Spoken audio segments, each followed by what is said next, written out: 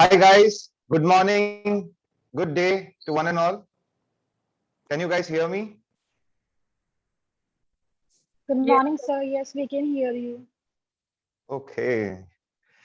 So nice to see all young faces in the morning. So all ready for your preparation?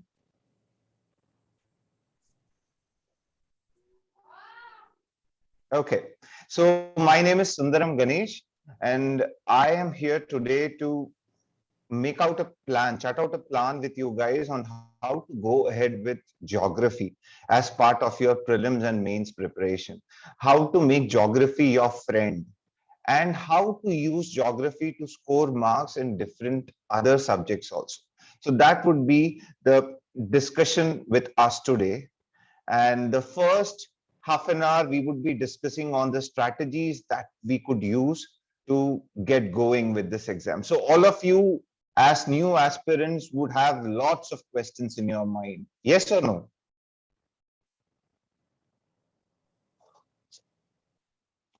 Yeah? Okay. So this class, I would prefer it to be a two-way communication class wherein I communicate and you guys give me your communication also. That's when it becomes interesting. Okay, superb. So some of you are chatting. You guys can speak up also. If you have any question, feel free to stop me at any time. Not a problem. Okay. So we are already 10 minutes behind schedule. So let's start off fast. So today, what would be the flow of the class? Let me tell you. We would start off with very general discussion. We would not directly jump into geography. We'll sort out the important things or the important qualities and ideas that a person needs to clear this exam. This exam is very similar to a cricket match, for example. All of us Indians, all Indians love cricket here. So it's very similar to a cricket match. If you are a good player, if you have a good eye-hand coordination, but you don't even know the rules of the game, there is no chance you would clear this, you would win the game. So the basic requirement that you need to win the game is to know all the rules of the game. Do you guys agree with me on this point? yes, sir. Yes. And I have been associated with UPSC learning, teaching for the last 10 years. And I have seen many students, they don't even know the rules of UPSC. They don't know what papers are being asked, what are the subjects, what are the topics in those papers, and what I should study, what I should not study. And this gets them away from the rank list. That's the problem I've seen in lot many students. So all of you are ready today to prepare and get energized? Yes. So staying in full energy is also as important as studying. Okay. So as I said, shall we start with today's presentation? It's so nice to see you guys. My name is Sundaram Ganesh and I have been teaching for the last 3 to 4 years for UPSC aspirants in Bombay and in Kerala. And so let's start off. I'm going to share my PPT. Can you see my screen? Can you guys see my screen? Yes or Yes, no? sir. Superb.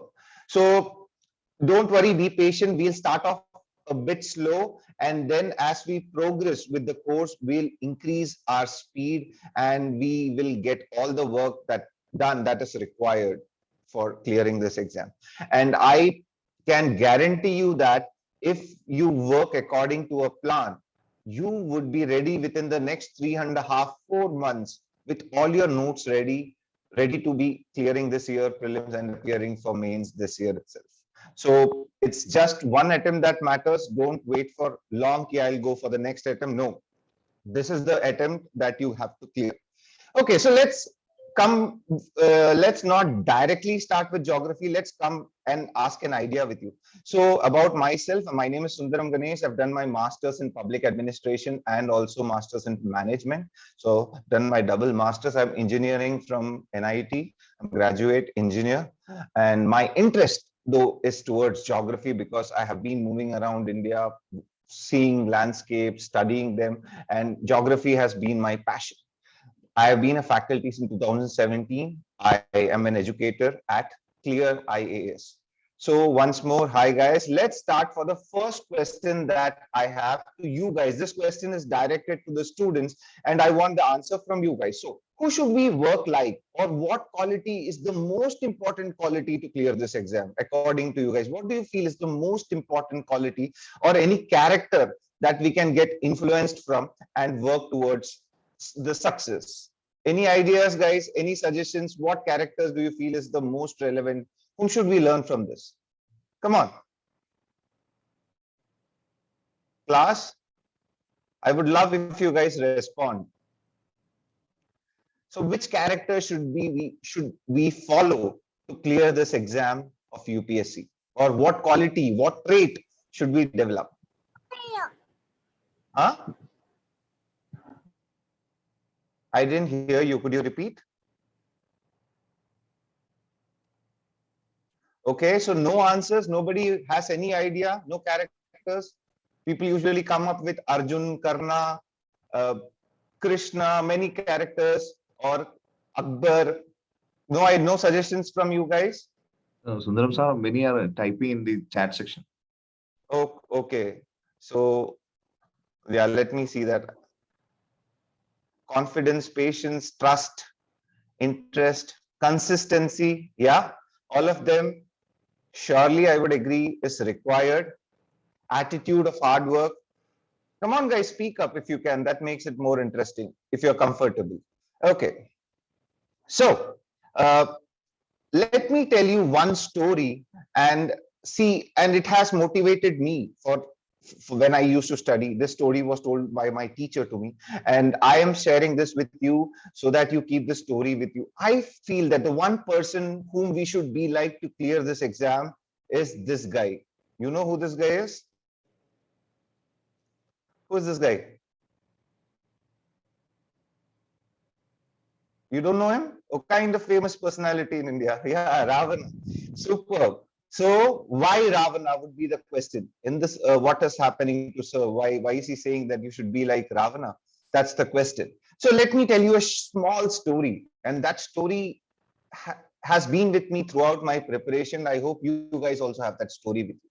So it says that Ravana was meditating to get a sword from Lord Brahma. So he was meditating to get a strong weapon from Lord Brahma. And he meditated for thousands of years. And Lord Brahma knew that this guy is up to something. He might create some problems. So Brahma was not appearing in front of Ravana.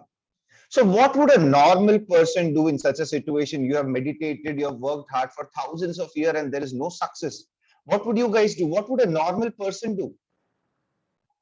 Yeah, he would give up. He would give up, right? A normal person would give up after 10 tries, after 20 tries. Yeah, he would give up.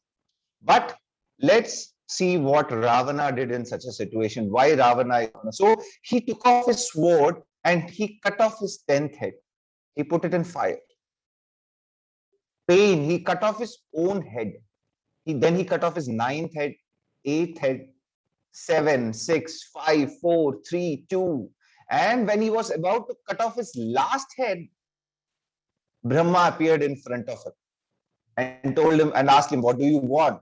So for us, Brahma appearing in front of us is like our name in the UPSC rank list. Yes or no?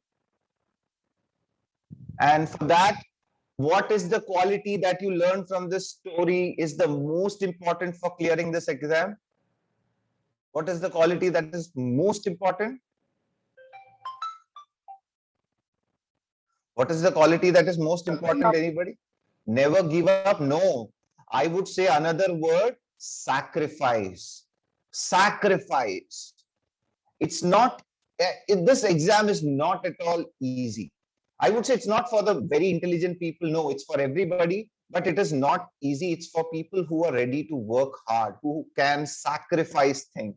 So Ravana sacrificed his 9 heads out of 10. So you guys today would sacrifice 9 things in your life that is taking up your time, that is not letting you study. So everybody, it would be different for everybody. One head, shall I say, common for everybody is our mobile phones. Yeah, online classes, today we are into the era of online classes. But then too much of mobile phone usage is one head which people have to cut off. Then your friends, partying, family would be your head. Movies would be another. So everybody, you have to check your daily routine and try to find out what is that 9 things that is taking away your time and it is not letting you study for UPSC. So make a list of, make heads, make circles and cut it off today. So today you start your preparation with sacrifice and be ready to sacrifice for just 1 year so that you get all the benefits of clearing UPSC.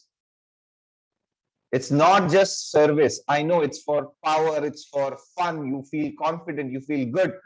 So imagine all the benefits that you have if you are ready to sacrifice for just 1 year. Are you guys ready to sacrifice 9 important things that you love doing for 1 year to clear this exam? Yes or no, guys?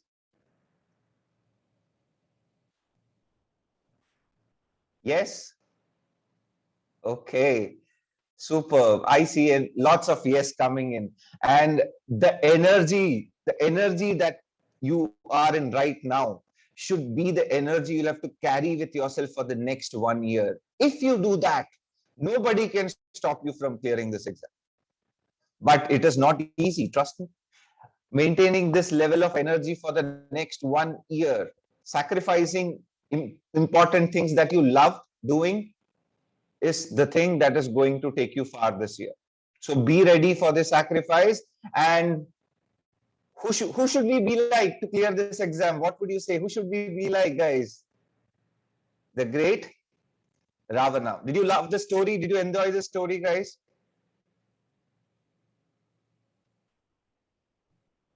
Yes, keep the story close to your heart. Keep the story close to your heart. And whenever you feel tired, when you're studying, you feel tired, you feel like, oh, I cannot do this anymore, think of Ravana. Think that he cut off his head and you just have to put in some more time. So don't give up. And this is not an impossible task. This is a very, very easy task if you plan well, or a very tough task if you have no plan. So you have to decide that you get into this preparation with a plan or without a plan. Here you have teachers and educators of Clear IAS who have planned things for you, and they would surely help you make a better plan and use your time better. Stick to any plan that you feel comfortable and follow the pattern. And let's now discuss some other important things that I learned from my preparation and what I want you to. So write down 2 important things that I've told you. First word is sacrifice and Ravana. Write these 2 words down.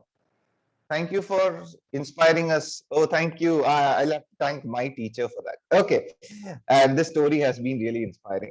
So, first of all, we have to know the rules of the game, So what is the rules of UPSC?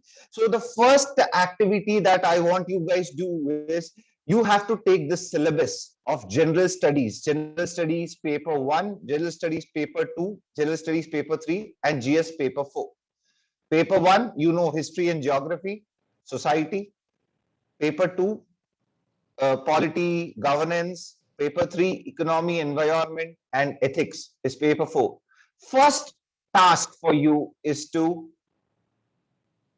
read and understand the syllabus. At least I would say if you by heart the syllabus, it is well and good. Now, some of you would ask, why would anybody by heart the syllabus? It's there on the paper. You could see it anytime you want. But let me tell you why you need to by heart the syllabus, because the syllabus is the rules of the game. If you don't know the rules of cricket, you cannot win a cricket game, even though if you can ball fast. The basic requirement to win a game is to know the rules of the game. So first task would be memorizing. And for those who feel they cannot memorize, trust me, our memory is quite good. It's just we don't repeat things, so we don't remember. If you repeat a thing 5 or 6 times, you will never forget. All of us have a great memory. It's inbuilt in us. Okay. So The first thing I would say is memorize the syllabus of the 4 GS paper, GS1, GS paper 2, GS paper 3, and GS paper 4. This would give you a lot of confidence, because whenever you read a newspaper article or whenever you read anything, you can guess ki, oh, which paper is this? Which part this question belongs? Should I read this, or is it out of syllabus? I don't need this topic.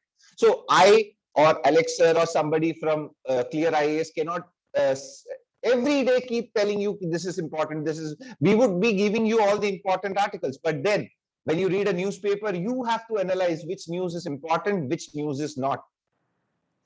Who would help you? The syllabus would help you. So 3 words we have written so far. The first word we wrote was Ravana. Second word we wrote was sacrifice. And the third word we wrote here is know your syllabus. Know your syllabus. So syllabus, I would say for the beginning, you can just go with GS paper 1, GS paper 2, paper 3, and paper 4. You have the notification of 2021. Just download the notification. They have given it clearly, the syllabus. Take a printout, or you can write it down on a paper, stick it on the wall, read it again and again, and memorize the syllabus.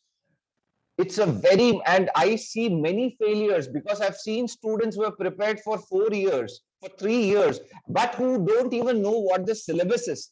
They know approximately, oh, this is paper 1, this is paper 2, but they are not even clear what are the topics that are in paper 1, paper 2, paper 3, and paper 4. That's a very big failure. It's like studying the whole course in Clear IAS, and then after the end coming and asking ki, oh, in the Ramayana, he listening to Ramayana and saying that who is Sita for Ram. So the question happens like this. So first of all, the first step would be knowing your syllabus. So are you guys ready to put in that effort and study your syllabus by heart? Only one yes? Okay, super. Yeah, it's coming slow. Okay, so this exam is not very tough as they say. People make you afraid. Anything can be asked beneath the sun. No, they have a syllabus. It's a Gazette document. So they've given you a syllabus, and people don't know the syllabus. That's the problem for them. So if you know the syllabus, you are at a better position than your competence here. It's a competitive exam. It's a cutthroat competitive exam. So be ready to cut your friend's throat and get through it, because our aim is to get through the exam. That's it. Morality, everything comes later. Our aim would be to get through the exam, and then you can do whatever you want of improving the society. But till then, it's competition. It's only competition. Okay. So syllabus is done. The next important point which I had to say is, from my experience, I used to sit in the morning around 9 a.m. to study after my breakfast, and I used to sit my first session till afternoon 3 o'clock. So 9 to 3.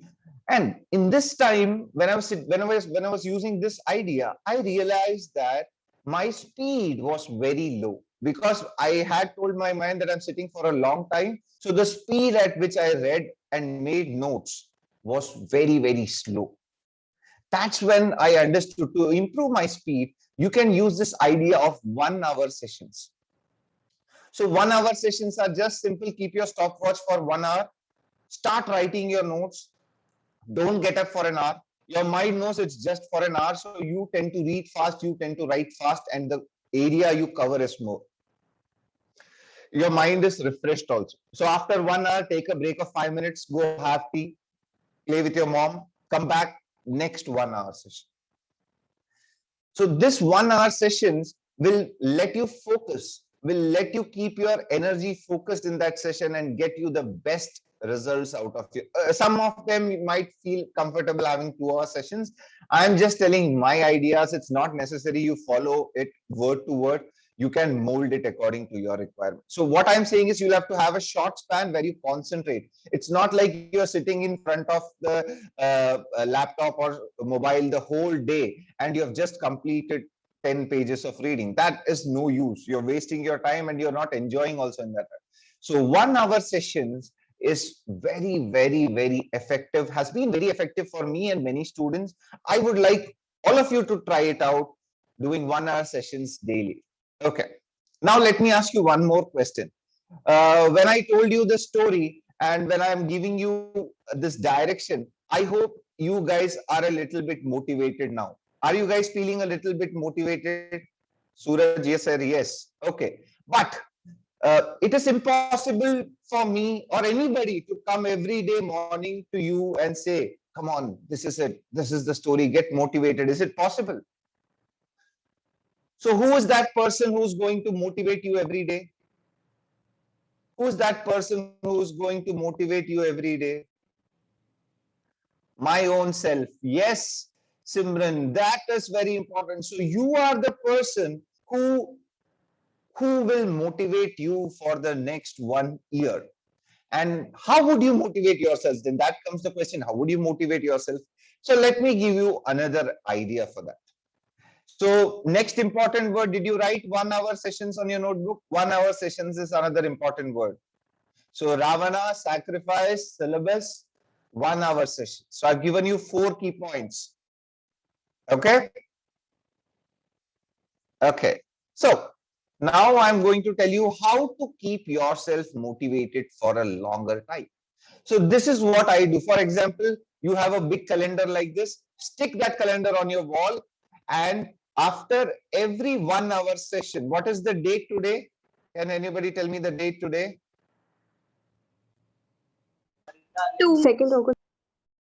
Okay, 2nd August 2021. So for example, this is 2. And after every session, I start drawing a line. So 1 session over today, 2 session over, 3 session over, 4 is over. And then I get a 5th session. 5, I have 6, 7, 8. So those who are preparing full day for UPSC, I think 8 or 9 1 hour sessions is good. Perfect 1 hour session. So when you keep a track like this on the calendar, when you get up at 3rd morning, this second day chart would motivate you. So when you have lines like this on your calendar and you're studying and you have a consistency, you will feel that you are more confident dealing with this exam, and this calendar is going to motivate you for a long time, for the next 1 year. So imagine 6th and 7th you did not study, 8th you see, oh, it's blank, and you get tensed and you start putting in your effort. So this calendar which you're going to maintain, which would show you what your progress is, there are 2 things that are going to motivate you. First is the calendar, and the second thing I'll tell you next. So the first thing that is going to motivate you for the next one is this calendar. It's very important. You might feel that it's not important, but these are mind games that you can play with your mind itself and make your work more easy and smart. So the calendar in front of you is going to motivate you every day, and you can see the slow increase in number of hours every day. So first day you're hitting a target of 6 to 7 hours. Next day you go improve yourself, you get into 8 hours, 9 hours. Slowly you peak when you are next to your prelims. You peak the number of hours the way athletes do. Olympics is going on. You see, the athletes don't run at 9.9 seconds, 100 meters. They don't run always. They slowly start from 11 and decrease their time. When the event is there, that's when they are at the best. And after that, again, their time increases in the next event. So it's a curve. It happens with everybody, in every sport, in every field. So we have to do something to keep ourselves motivated in the game for quite a long time.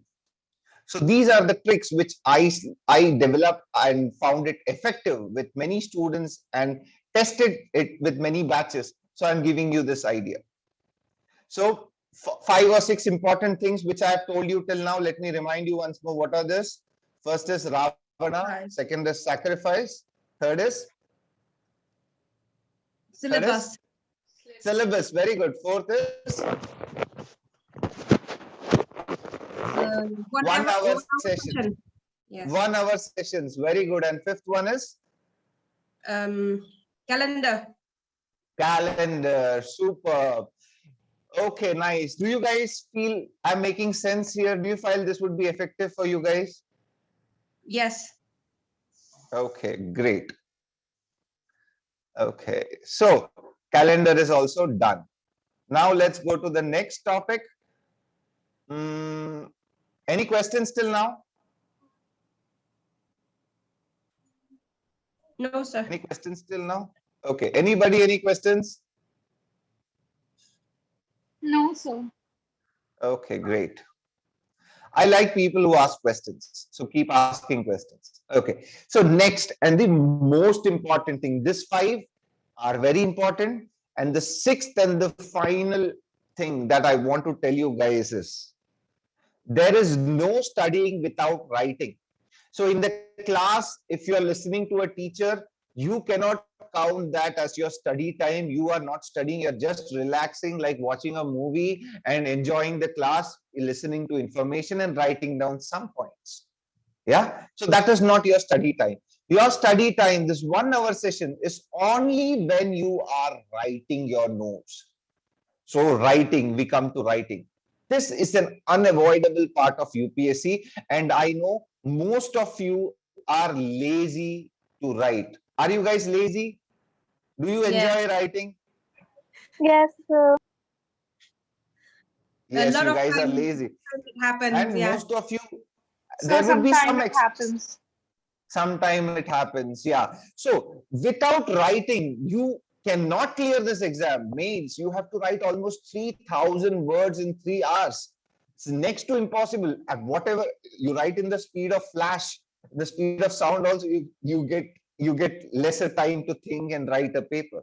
So writing is one skill that you have to develop from the beginning. Reading is another skill. So 2 important skills are required for clearing this exam. Reading to clear your preliminary exam. The preliminary exam is almost 44 sheets of question paper. A normal person can go crazy seeing the 44 pages question paper. So reading, you'll have to read. Reading means reading what is written and understanding what it means, gathering information. That's reading. And second is writing. Means you cannot avoid it, writing. So the best way to start preparation is to start making your own notes. So what I tell my students is that studying without writing notes is not studying. Just you're taking a book and reading like this, like you're reading, your father sits in the home and reads the newspaper in the morning. You've seen in the front of the house, just enjoying, relaxed, reading the newspaper. That is not studying. So you reading a book like this, it's not studying. You read the complete Lakshmikant.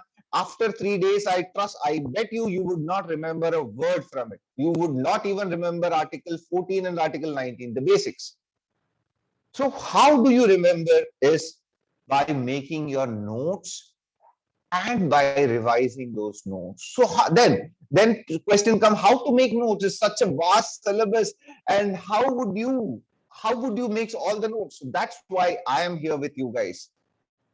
I have a plan with me, wherein if you follow that plan, let me be very clear, it's not easy. It is a hardcore plan where you have to sacrifice.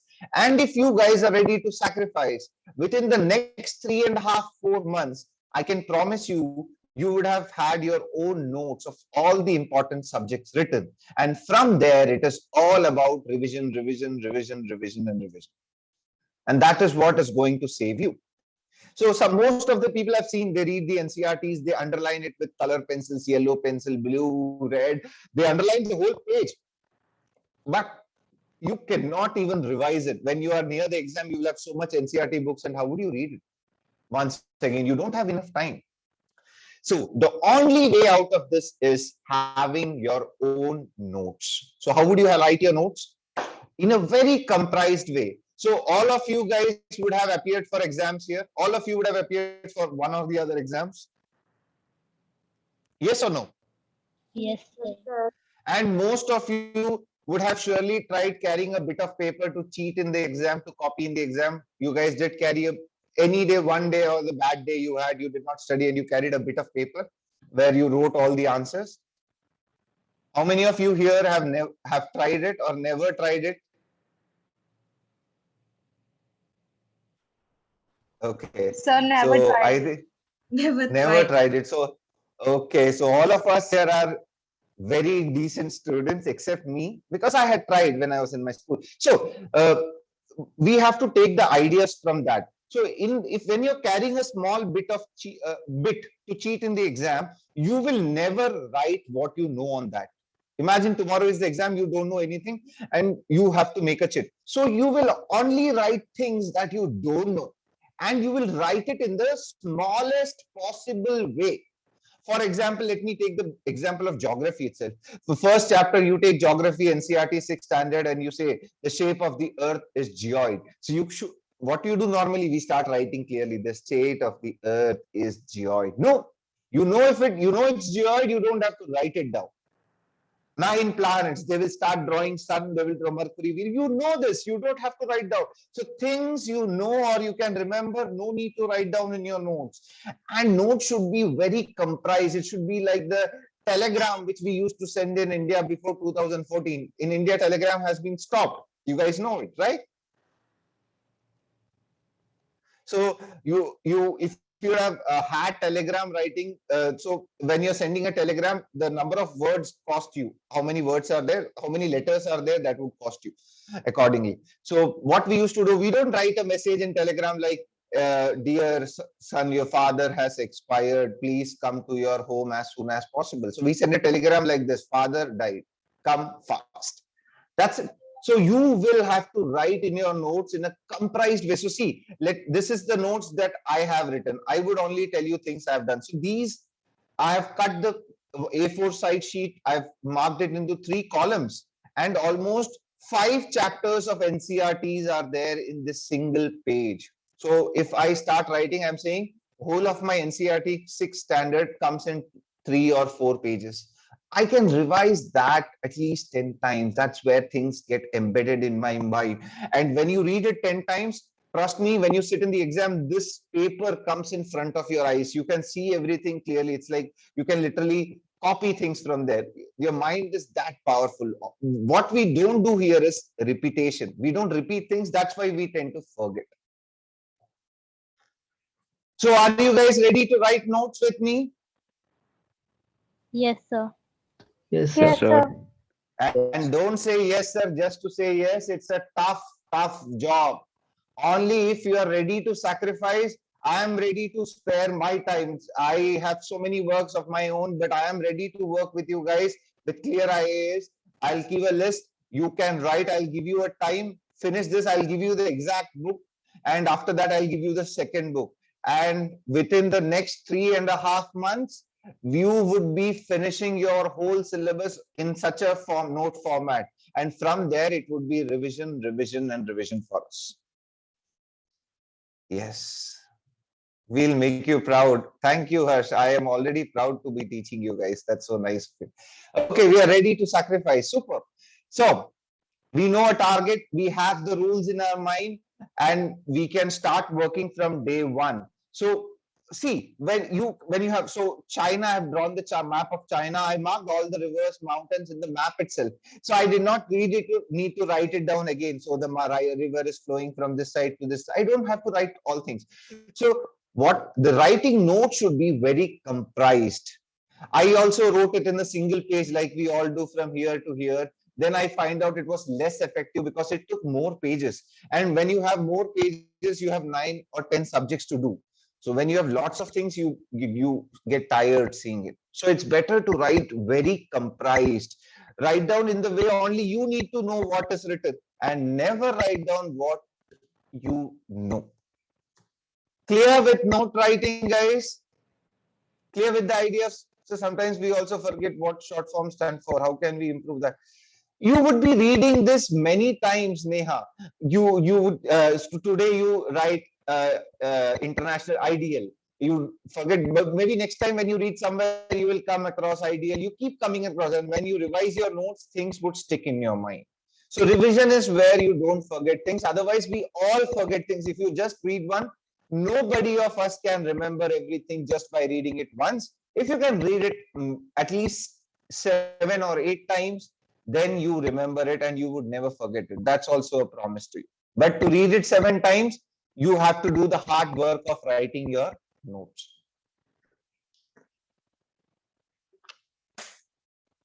Okay. So has this been helpful for you guys? The ideas that I'm sharing, has this been helpful for you guys? Yes, sir. sir. Okay. Are you guys finding a clear path ahead?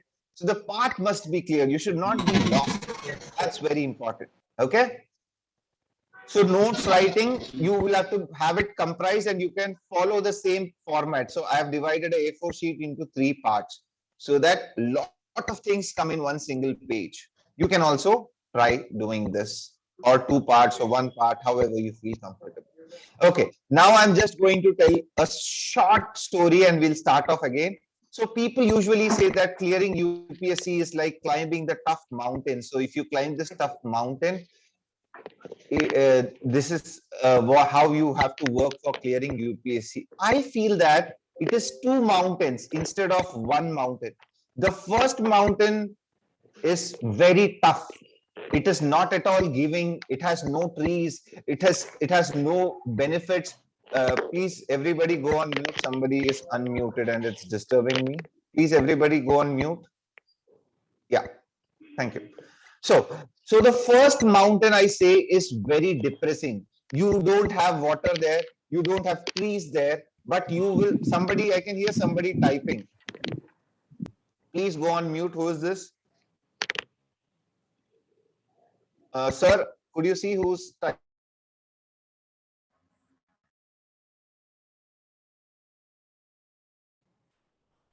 Okay, guys. Can you hear me now?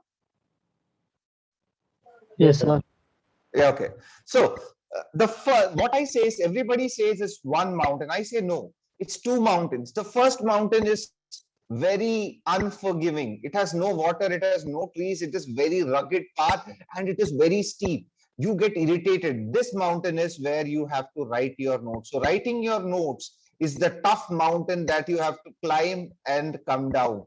Once you come down here and you have your notes ready, the second mountain is very easy for you. It has rainfall, it has garden, it has water, it has everything. You just have to keep reading your notes and then you are there to success here. So it's a 2 mountain stage. The first mountain is very unforgiving. So you're writing notes day in and day out. You're spending in 8 hours to meet my target and your hands are paining, your head is paining, your eye is hurting, but you see no immediate results. So that's why I'm saying the first mountain is not very thankful. It's a kind of an ugly mountain, but you have to trek this ugly mountain, finish it off. That's when you can climb the second mountain easily with all the comfort. So are you guys ready to work for this? Are you guys ready to sweat and die for this?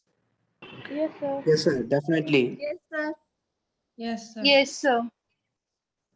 And they say that help would be provided at Clear IAS to everyone who asks for.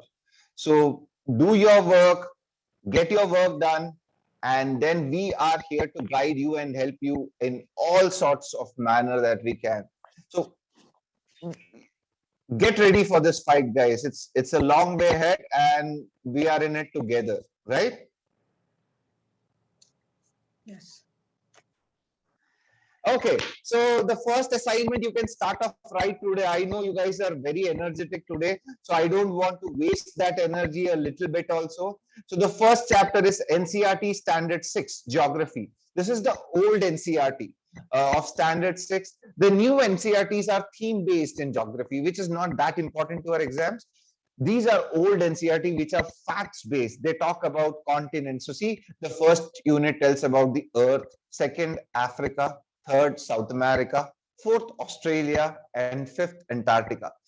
Beautiful NCERT. Some of the facts are outdated though, because it's an old NCERT. So you have to update those facts. Like they say the number of satellites, the number has changed. So you'll have to check those facts only.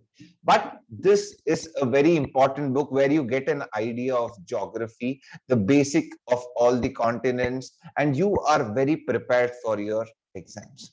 Okay, so why geography? This is what I had to tell you right now. Why is it best to start your preparations with starting with geography? Geography as a subject has nothing of its own creation. Like, for example, we take about temperature, pressure from physics, like atmospheric pressure, everything. These terms we taken from physics. Rocks, minerals, we taken from geology. human settlement people we taken from sociology. So all these things combined together forms the subject called as geography. So that's why they say geography is really poor. It has nothing of its own. But then it is called the mother of all science or mother science. Why? Because everything we do in this world, everything we eat, everything we wear is dependent directly or indirectly on the geography of the place. Yeah? Let me tell you let's compare a small idea, maybe true or maybe not, but what I feel is that let's compare a small idea. Why do people in India bury their dead, or sorry, burn their dead? And why do people in Saudi Arabia bury their dead? So you have seen two different types of processions after your death. So either you burn or you bury. So why do you feel is the difference? Why do you think this came up? Yeah, this is old NCERT and I want you to go with the old NCERT. You would get the PDF. I've just sent you the screenshot of the front page so that you don't get missed. You get the right book. So you can just take a screenshot. Yeah. Yeah. So good. So why do you think it's different? I feel that during the Vedic time in India was completely covered with forest. And people had to clear this forest to form farming lands. It was completely forested and people started moving in and they had to clear the forest for agriculture purpose. And they felt this wood would be easy to burn. And if you ask somebody in Saudi Arabia to get wood, where would he get wood from? The dresses we wear, the things we eat. For example, in Kerala, everything we use is from coconut. Oil and everything. You get lots of things of coconut here. Why? Geography control. So that's why geography is called as mother science. So when you start learning geography and you have an idea of continents and what things are going, you have a better chance to understand history. You have a better chance to understand economics. It helps you have a broader view on why industries are there, the location of the industries, why the population has grown after 1900 or 1800, why this rise has been there, what are the trade routes. So geography, that's why it's called as the mother science. So I advise students to start off with geography because it helps you in understanding many other subjects. So all of you would have a small idea about your syllabus.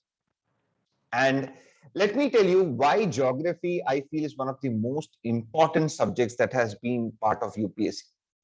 The number of direct questions in preliminary exam, map-based and geography-based question would be ranging anywhere from 15 to 16 questions. That's the average every year prelims questions that pop up.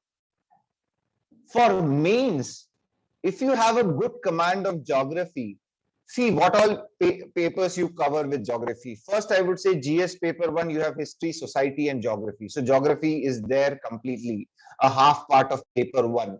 You are ready for that. You can score in that.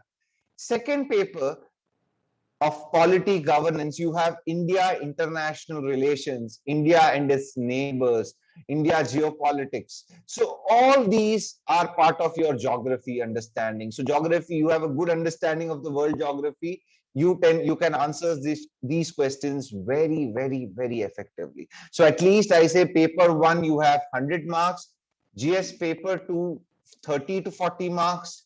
And then GS paper 3, you have economic geography, resources, where are the industries located, why are the industries located here? All these questions can be answered through help of geography. So another 40 to 50 marks in GS paper 3. And not only economics 30, and you have environment, which is a major chunk of geography. We study biogeography, a topic completely on environment. So at least 50 marks in paper 3. So you score 100 in paper 1, 30 in paper 2, and almost 50 to 60 marks in paper 3. Just if you have a good command on your geography. And leave all these apart. Once you are a master in your geography, You would have studied about the population, the male sex ratio, the child mortality rate, infant mortality rate. You have a good idea on the society, the population, migration, where people migrated, where people came in from. This would have so much information and make you write your essay paper better. So then the first paper, essay, you have good chunk of material with you to write your essay in a good manner. So geography has a very vast coverage. Even though they say it's only paper one, I would say it scores you in your preliminary paper, it scores you in your essay paper, GS paper 1, GS paper 2, GS paper 3. 5 papers you get good scores if you have a good command on geography. So don't you guys think it is necessary to put in some effort with geography? Yeah? Yes, sir. Yeah. So I am there with you guys, and here at Clear IAS, we'll chart out such a plan, stay with us, work with us. That's more important, you guys working with us, and I'll give you a fixed target. So this is your first target I'm going to give you. This is the 6th NCERT books. Download the NCERT PDF, start making your own notes in this fashion. In this fashion I just showed you. Yeah, in this fashion, start making your notes. And usually I gave 2 days of time for one NCERT to completely make notes from it. I'll give you 3 days because we are starting up. I don't want to put in too much pressure on you guys. So the next 3 days, or starting from today, you have time to complete your 6th NCERT books, have a complete notes on your book. Can you guys do that? Sir, I have one question. From where can I get Yeah. a PDF? PDF somebody has shared in the chat box.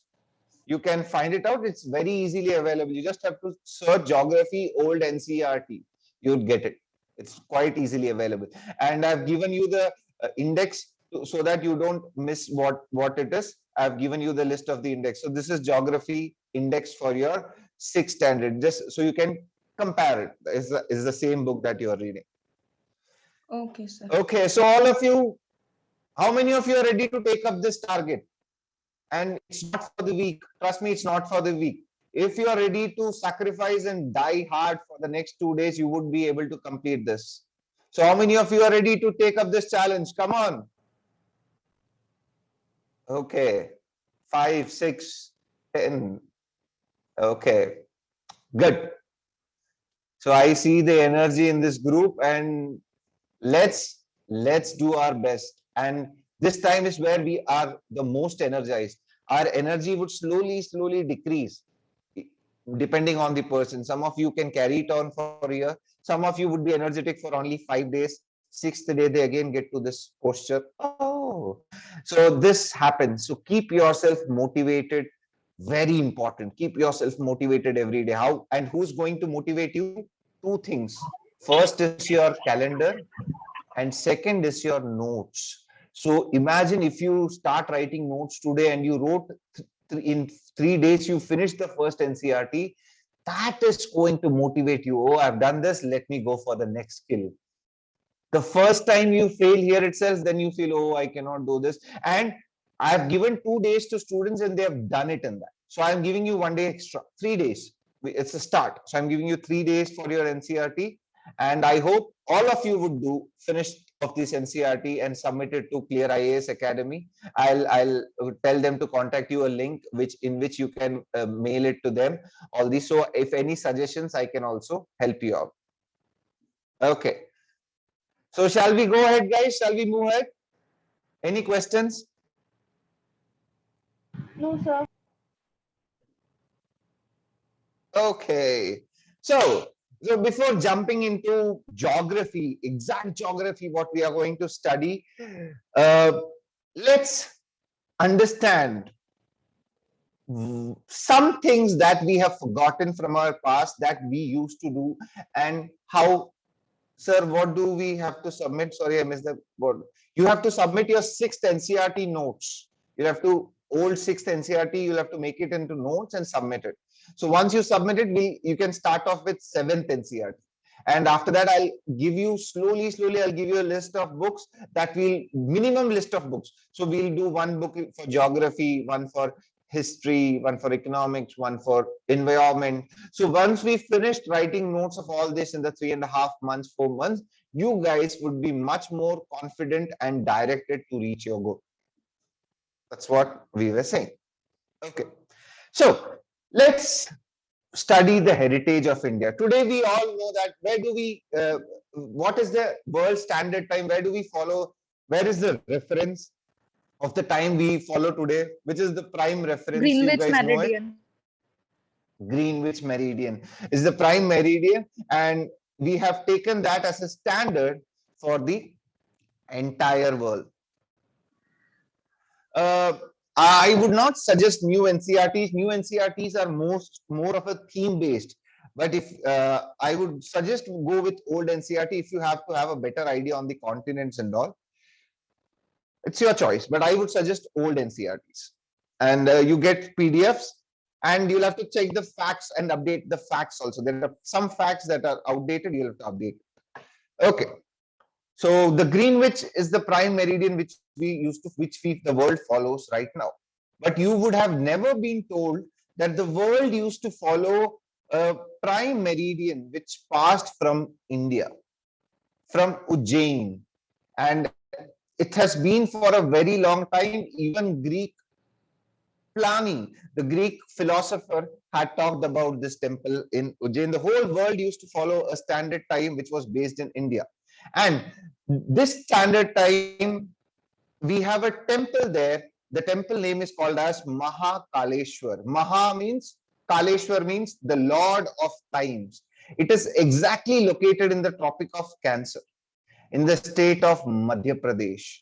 And that was the prime meridian reference that we used for a very long time to calculate the time. And we still follow it. When in India, we have the culture of making kundali, right? You guys know what is a kundali, horoscope.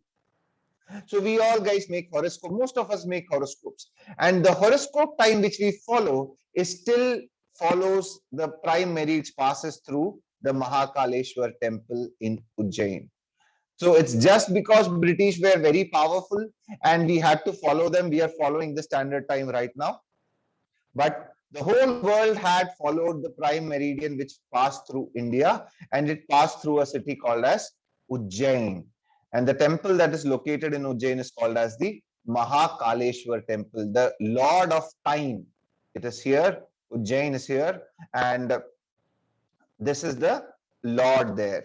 And it is still followed in India. So let's write, this is not, you don't have to write these down, just to give you the importance of geography for India. How we were literally the best in the world when it comes to geography. So let me give you a few examples. Ujjain was considered as a central meridian for time. Even today, whenever you are born, your panchang or horoscope as per the Hindu almanac is drawn up. We use the Ujjain time, and it is roughly 29 minutes behind the Indian standard time which we follow today. Okay. Interesting. Did you guys know about this? Did you guys know this? No, sir, it's new for. This is all new to me. Okay, yeah. We somehow forget many things, great things that we have done. We are good at forgetting things. So let's remind ourselves only few of those that great things we have done here. Okay, so the next is Earth. We called the Earth in India as Jagat. You would have heard this word Jagat. Yes, sir. Yeah, we use it with many things. Yes, Jagat Guru, something Jagat. So understand, when whole world believed that the Earth was at the center of universe and the whole everything rotated around the Earth did not move, it was at center. We call the Earth as Jagat.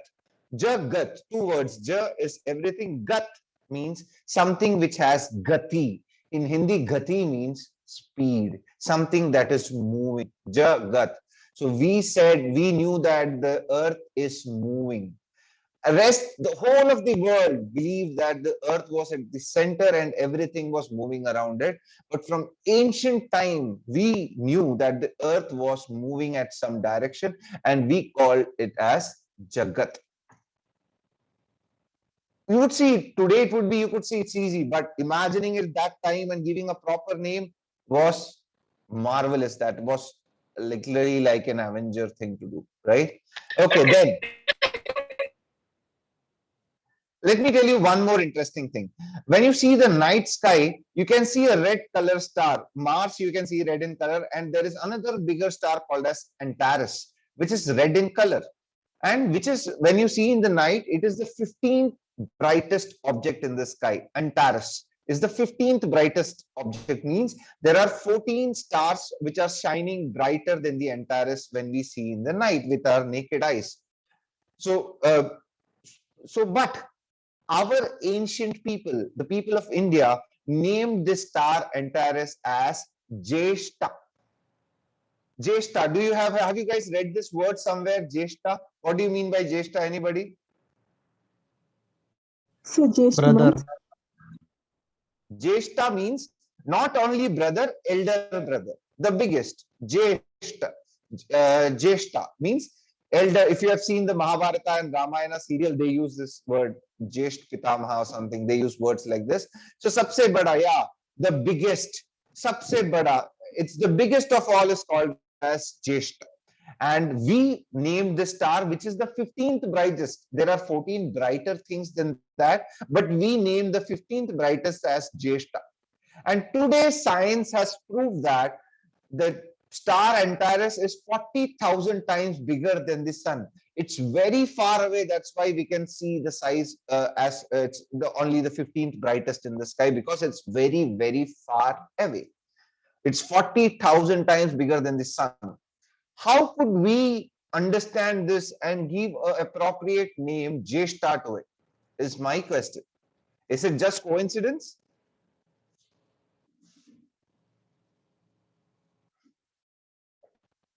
Is it just coincidence, guys? Do you feel it's just coincidence?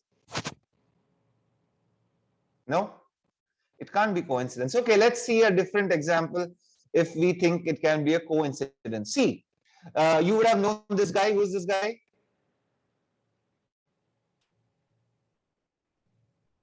Anybody? Come on, you don't know this person?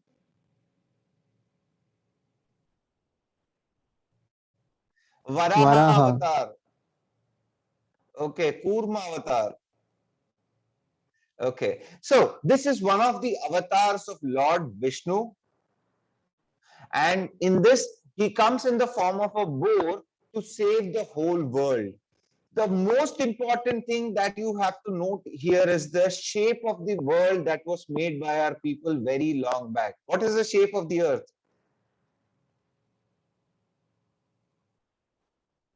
It's a spear. Geode. It's a spear. Yeah.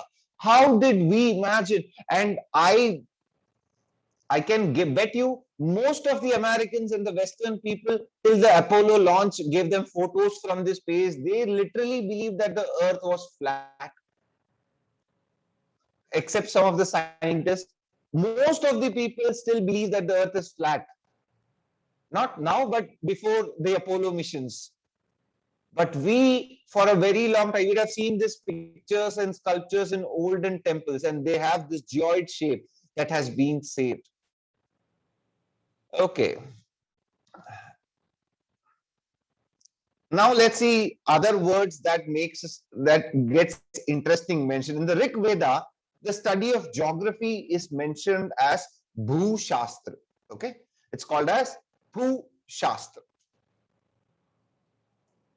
Okay, Bhu Shastra. Now let's see what Al-Biruni in his book. Al-Biruni, you know, is an Arab scholar, and in his book Kitab-ul-Hind, he came to India, he studied geography, and his book Kitab-ul-Hind, he mentioned the earth was called as Bhugol by Indians. In India, it was called as Bhugol. What do you can see the word used, goal means round, it is not flat. And we have this idea much before the whole world came into Renaissance or they started learning facts.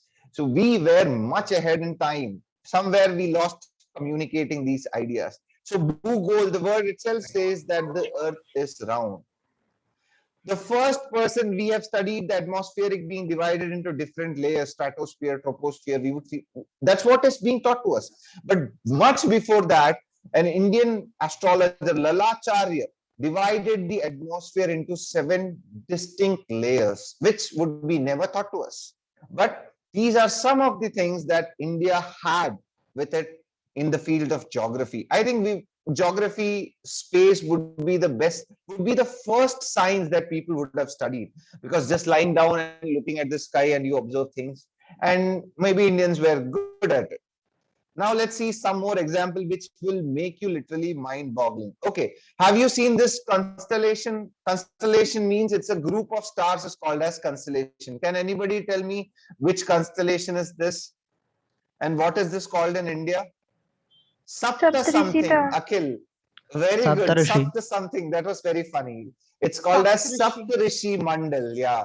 In English, we call this as Big Bear Constellation, or we call it as Saptarishi Mandal. And how many stars are there? 1, 2, 3, 4, 5, 6, 7. Can you see that? Yes, sir. Okay. The second star here is what we are going to focus on. The second star here. How many stars are there? How many stars are there in this circle I'm drawing? How many stars are there inside this? How many stars are there inside this circle? 1. 1. That is what we feel with our naked eyes. But But they are Indians, indefinite stars. no, not infinite. I did not mean that. We are talking about this particular star here of this constellation, not infinite, not that. We are saying that this particular star in this constellation is not a single star.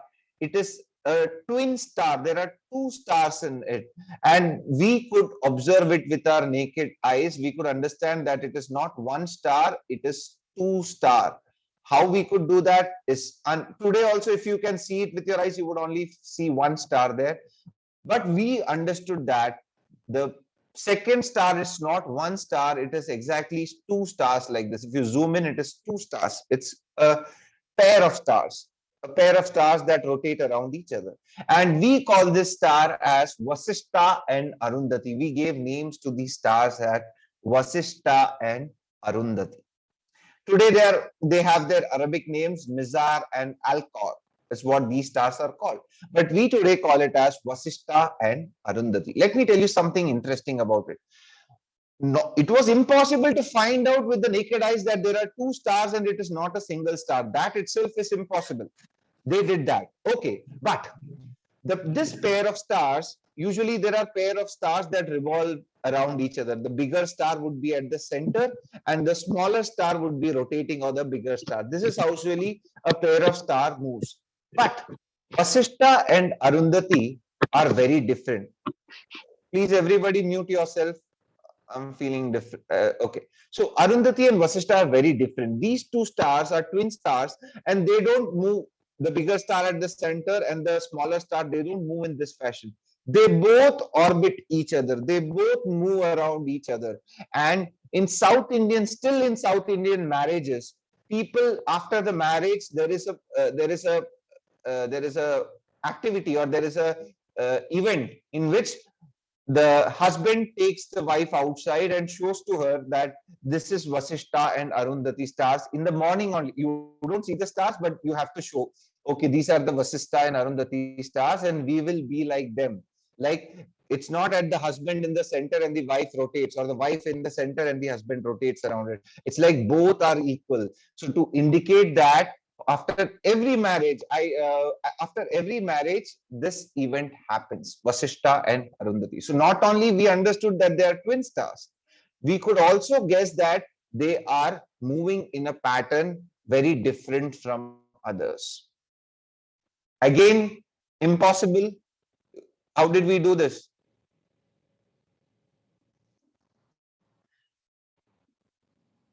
Okay. So one more. Do you want to listen to one more news like this? One more thing. Next, one more. Yes, Yeah. sir. Okay.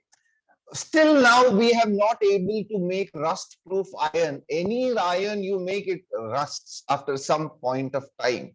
But in India, we used to make rust proof irons way before anybody else. One of the example of the famous rust proof iron you would have seen in Delhi, outside Qutub Minar, if you guys have visited Delhi. Yes or no? In spite of the pollution and the heavy pollution, acid rain in Delhi, it's still rust proof. The iron pillar is still rust proof. Yeah. And this is okay, even though you could say this was made by a king, there is a pillar in Kullur. Can anybody tell me where is Kullur? It's in the state of Karnataka. Kullur is in the state of Karnataka. Very good. And Karnataka, Western Ghats, heavy rainfall. Almost 350 centimeter of rain every year, you could say. And the tribal people build another iron proof pillar to welcome Adi Shankaracharya, who visited this place. Very long time back, we had the Adi Shankaracharya who visited this place. And the tribal people there built this pillar to welcome Adi Shankaracharya. So just imagine, even the tribal people had the technology to build a rust-proof iron that is still rust-proof with such a heavy amount of rainfall there. And this technology, we still don't have such rust-proof iron technology with us today. And we could say it was not even with the kings. It was with the common people of India you had such technologies to showcase. And this comes where we have kept a secret for a very long time. Zinc is a very important metal, and to extract zinc, if you find zinc anywhere in the world which is at least 300-400 years old, you can be sure that it came from India. Because 4,000 years, the method to extract zinc was kept as a secret in India. Nobody in the world could extract zinc. And if they needed zinc, they had to come to India at all costs. And why is this problem with zinc? Zinc, you know, is a liquid at 997 degrees Celsius. It's a liquid. And it becomes a gas at 1000 degrees Celsius. So a very small gap. 997, it becomes liquid, and 1000, it becomes gas. So you just have a 3-degree of gap window where you have to extract it. So usually I've seen a furnace. What happens? There is a big pot like this. You keep the metal, you burn it, and then you collect the refracting furnaces and all. You have seen this way. In India, what we did at that time, we turned the furnace upside down. We put fire from the top, and zinc would melt at 997, and it would be collected from the bottom. This technology was kept as a secret for 4,000 years. And a Chinese, as they are good at stealing it, Chinese stole this idea from us. And then from Chinese, the British guys stole, and the first zinc factory was started in Britain.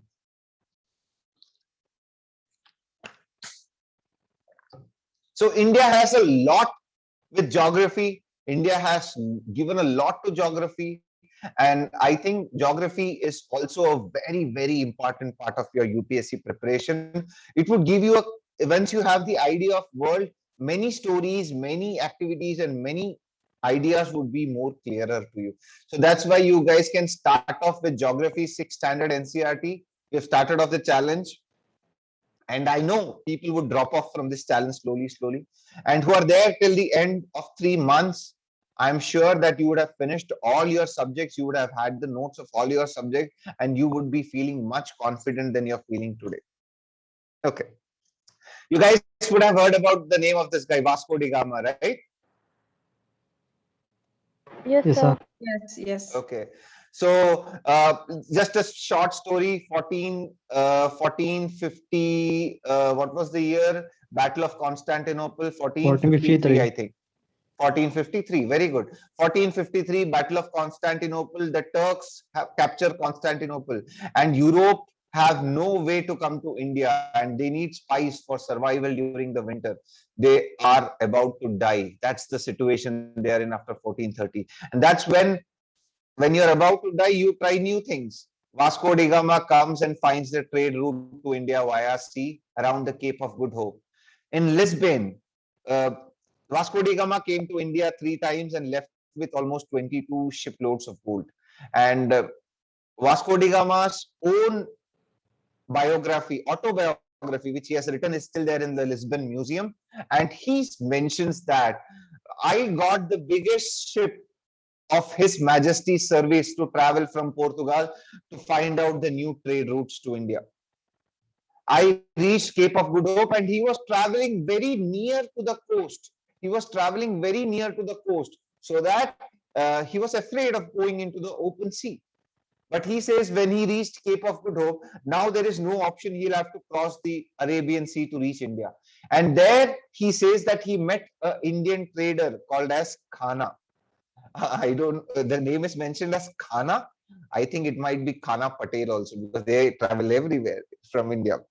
So, and Vasco da Gama writes that Khana was a trader from India who had ships at least 12 times bigger than his ship. He had the biggest ship in Europe, and he says Khana had trading ships, not even army ships, trading ships that were 12 times bigger than his ship. And Vasco da Gama was protected by Khana's ship, and in center Vasco da Gama's ship was moving. 3 sides the Khana ship were moving, and he helped Vasco da Gama to land in India in 1498. So I think the place in Goa should not be named as Vasco da Gama. The better name would be Khana. Yeah? Yes or no, guys? What do you feel on it? Yes, sir. Okay, so we have started off, we have made a plan, and we have got an idea of India and geography. Now we are coming into hardcore geography. All of you are feeling energetic in the class. All of you are focused. Yes, sir.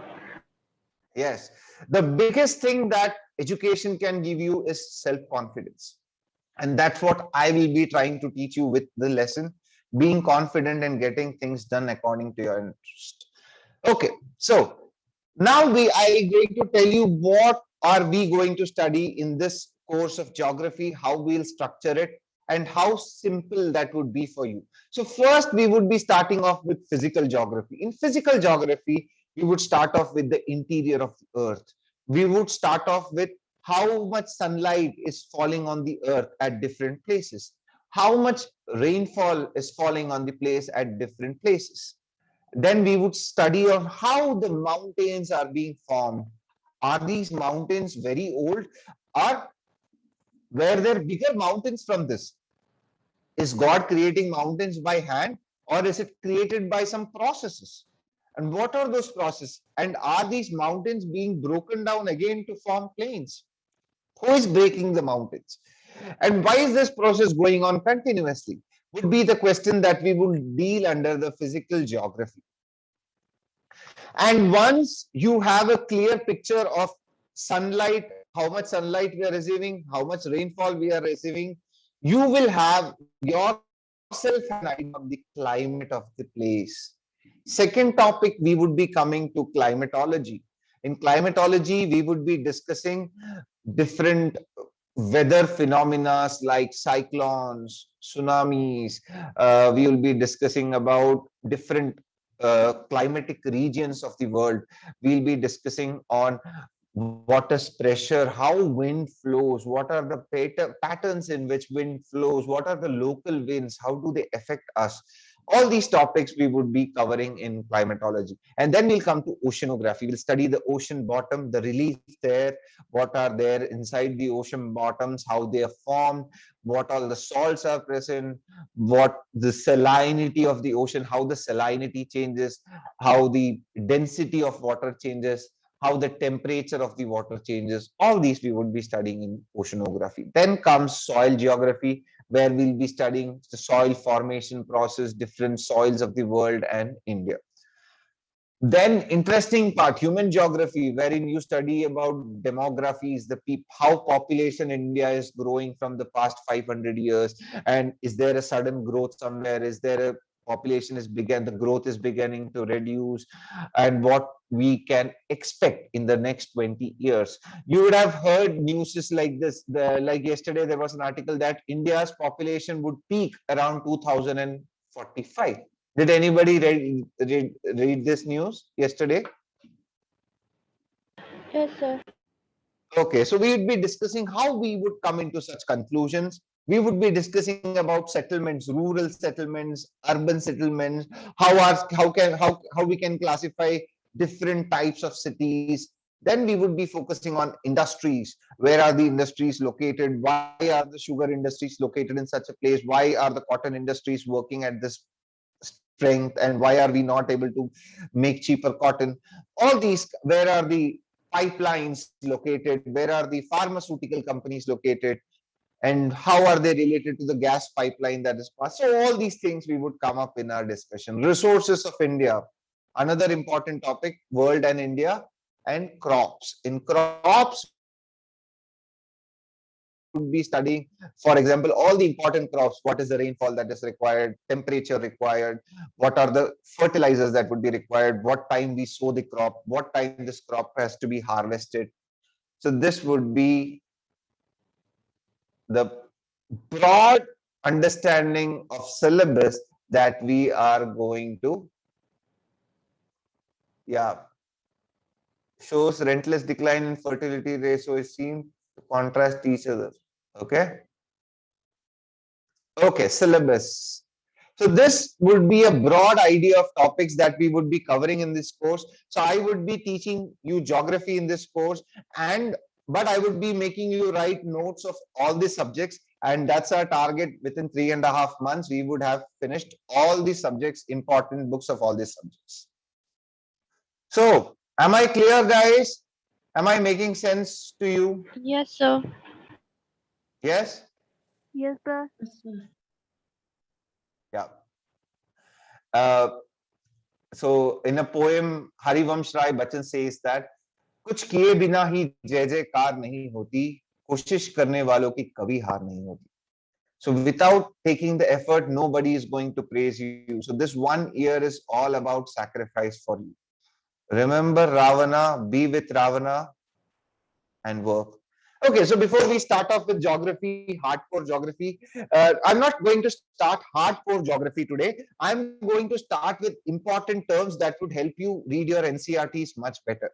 I'll give you a fast review of all the important topics that you would need to read your NCERT comfortably, and then we'll start off with hardcore geography. Okay, so previous years, some of the questions, you could have an idea of what we are expecting, what we need to expect from these classes. The Himalayas are highly prone to landslide. Discuss the cause and suggest suitable measures of mitigation. This was asked in 2016.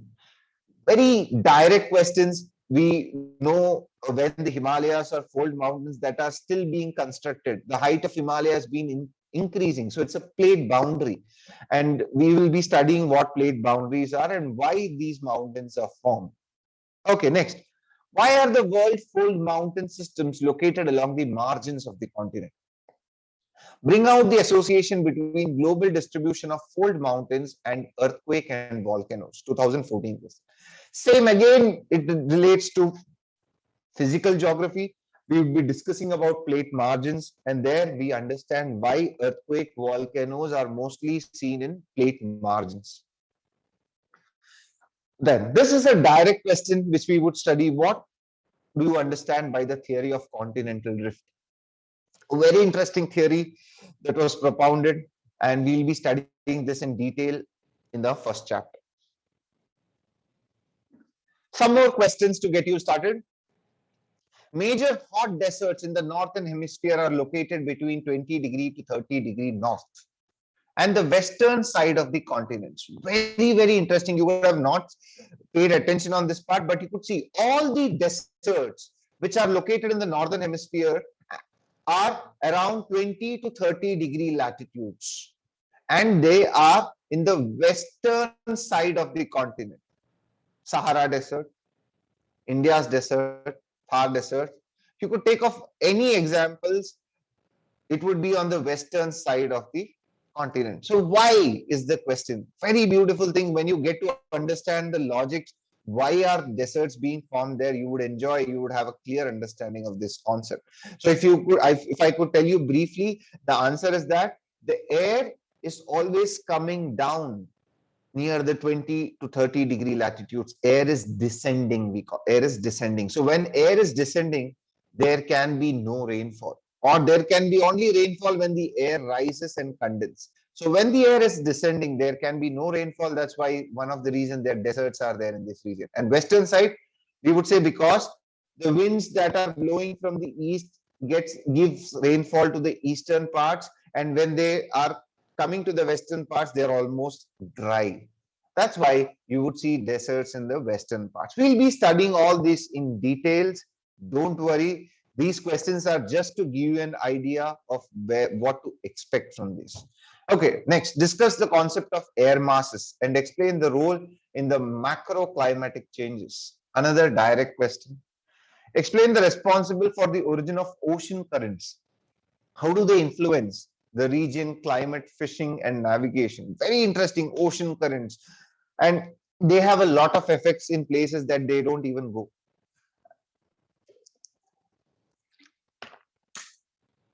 And discuss the cause of depletion of mangroves and explain their importance in maintaining coastal ecology. Almost 44% of mangroves of Mumbai has been destroyed completely. And this percentage is going higher and higher. And it is causing serious problems for us. So this is another question. Okay, so before starting geography, we are starting geography from here, and we'll be having a idea. I'll give you a small idea, a short idea on the universe, the questions that has been asked from here. You have to remember these terms. These are direct questions, and the statements also are framed in the form of a prelims question only. So first, they say what we believe, today's science believe in the Big Bang theory on how this universe was created. They say that everything existed in a single point. Whatever materials, matter we see existed as a single point of very, very high density and very, very high temperature. It was a point of singularity, a single point. And a bang happened, and then it started expanding in all directions, in all the directions. And they say that this bang happened almost 13.8 billion years ago, 14 billion years ago. We call it as the Big Bang explosion. And they say when this bang happened, majority of the atoms produced or elements produced were the lighter elements, hydrogen and helium. These were the first elements that were produced due to the Big Bang, and a little traces of other elements like lithium, beryllium. So the most of the elements that were produced was hydrogen and helium. You guys are writing down some important points as I am discussing. Yes or no? Yes, yes, sir. Yeah. Let me remind you one more thing. Yeah, western part, cold current is also there. That's one reason. Let me remind you, studying without writing is not at all study. Put this clearly in your mind. Writing is the only way out of this exam. If you want to clear this exam, writing can help you. Nothing else can.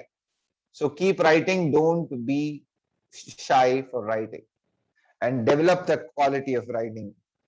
Okay, so this is the Big Bang theory, and let's see. This is the picture that shows from singularity, the universe has started expanding in all the directions. This is just showing an example, but it is expanding in all directions, x-axis, y-axis, and time.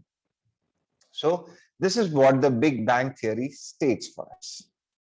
Okay, now the proof. What are the proof that tells us that the universe is expanding? The first proof is microwave radiations. So cosmic microwave radiations. So we can find this microwave radiations in space that has been produced during the Big Bang, and that's still moving around in space. Everywhere you can see this cosmic microwave radiation, and the energy of these microwave radiations are decreasing, which proves that it was formed much before, and now it's just spreading throughout the universe. So one of the proof that suggests the Big Bang theory and the universe is expanding. So you can get a question like this for your prelims. Which of the following proves that the universe is expanding? So first one is radiations, micro radiations, cosmic micro radiations. Okay. Second one is the Doppler shift. We call it as the red shift or the blue shift. This also gives us the proof that the universe is expanding. So when two bodies are moving away from each other, the light that comes from the body, we know that we can see the visible light from violet, indigo, blue, green, yellow, orange, and red. This is the visible spectrum. And light is emitted from all bodies. And imagine the Doppler effect says, the Doppler shift says that if a body is moving away from each other, the light we receive from that body would move towards the red end of the spectrum. This is called as Doppler shift. So the if this is Earth, for example, and this is an planet which is moving far, or this is an heavenly body that is moving far away from the Earth, the light that we get from this body, as it moves farther away, would move towards the red side of the spectrum. Clear, guys? Yes, sir. Okay. And same way, if two bodies are coming closer, the light would be moving towards which side? Which side of the spectrum? Blue side. Blue side of the spectrum. This is called as Doppler shift. And this is one proof for telling us that the universe is expanding. Okay? Did you draw this diagram? Did you guys draw this diagram? Yes? Yes, sir. Okay. So I'll move it to the next slide. The next slide talks about a law called as the Hubble law. The Hubble law states that, for example, we said the universe is expanding and things are moving away from each other. And as they move away from each other, the speed of their separation is also increasing. That's what he's saying. As farther we move, the speed of separation is also increasing. The rate of movement, the rate of speed at which we are separating is also increasing. As we are moving, we said that universe, we are moving away from each other. The Hubble's law states that the farther they are moving away from the Earth, the faster their speed of moving away, the faster their speed also increases. So write down Hubble's law. The farther away galaxies are, the faster they are moving away from Earth. Also known as, yeah, Anushka, anything you have to say? Yeah, please go ahead. No, sir. Okay. So the farther any object is from the Earth, the faster they are moving away. That's what Hubble's law says. So the farther away galaxies are, the faster they are moving away from the Earth. So a galaxy which is near to the Earth is moving away from the Earth at a slower speed. And if the galaxy is far away from the Earth, it is moving away at a greater speed from the Earth. Am I clear? And this is called as the Hubble's law. You could get a statement in the prelims. Which of the following is correct about the universe? Hubble's law states this. And so you'll have to understand these statements. That's it. You don't have to go still more deep into it. You just need to know all these names. Hubble's law. Done. Shall I go to the next slide, guys? Yes, sir. Okay. Now there is something called as dark energy. What do you call as dark? What we don't understand, we call it as dark. So energy which is hypothesized to spread throughout the space, tending to accelerate the expansion of the universe, is called as dark energy. We are very confused. We literally don't know 80 to 90% of what constitute in this universe. We have only able to identify matter. We are only able to find what are these. We can only guess what is 10 to 15% of the universe is constituted of. Rest of the universe, we don't know what is there, what energy. For example, we know gravitational force, but we don't know how these travels. There are many forces that we still don't know. And all these energy together, we don't know. We have classified it as dark energy. So I have a doubt. Yeah. Yeah. So is it because of this we say that the universe is expanding? It is because of this also we say that the universe is expanding, because when you see galaxies rotating, the outer side of the galaxy, we could see that there is no, are moving at a much faster rate than the inner part of the galaxy. So if something has to move faster, there should be that much mass in it. If there is heavier, it can move faster. But we cannot see that much mass there in the outer side of the galaxy, but they are moving faster anyhow. Even though the matter which we see is not there, it's still moving very fast. So why? Because of the dark energy. All right. Okay.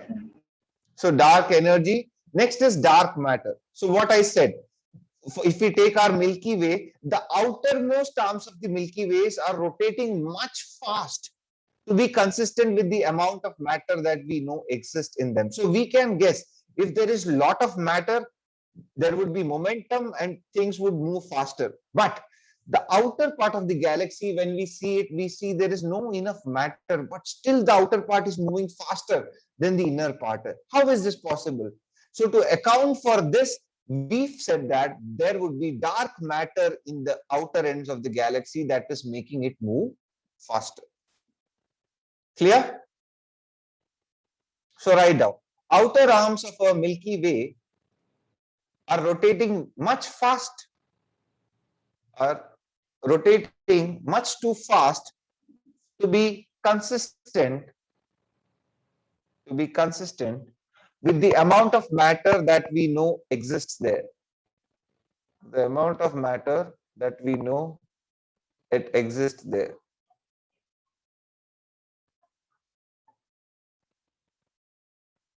Amount of matter we know exists there. So let me make you once more clear. We're saying the outermost part of the galaxy, if this is the galaxy, this is the outermost part. The outermost part, we know that there is a little amount of matter there, what we can see. But there is more matter inside, but the outer parts are moving faster.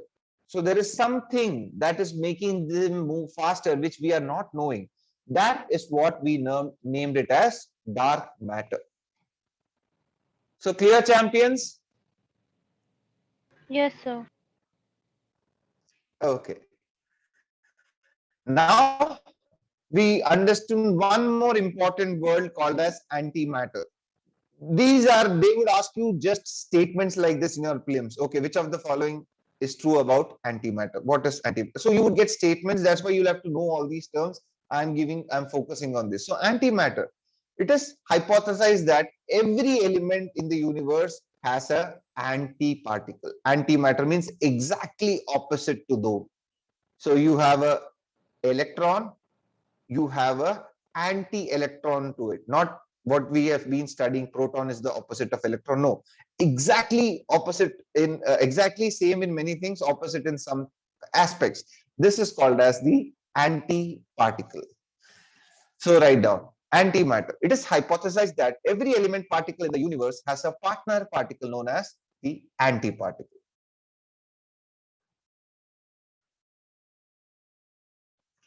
So electron, there would be many similar characteristics, like they would have the same weight, but some of the characters would be exactly opposite. So the antiparticle of an electron is anti-electron.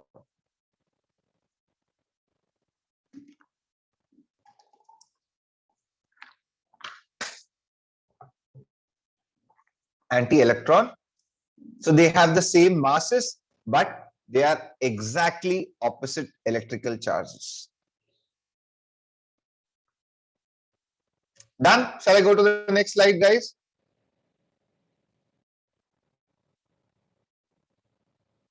Yes, sir. Okay, thank you. Yeah, keep talking to me. So this is one theory. We'll go in, we'll just write down points in way how the universe was formed from the Big Bang.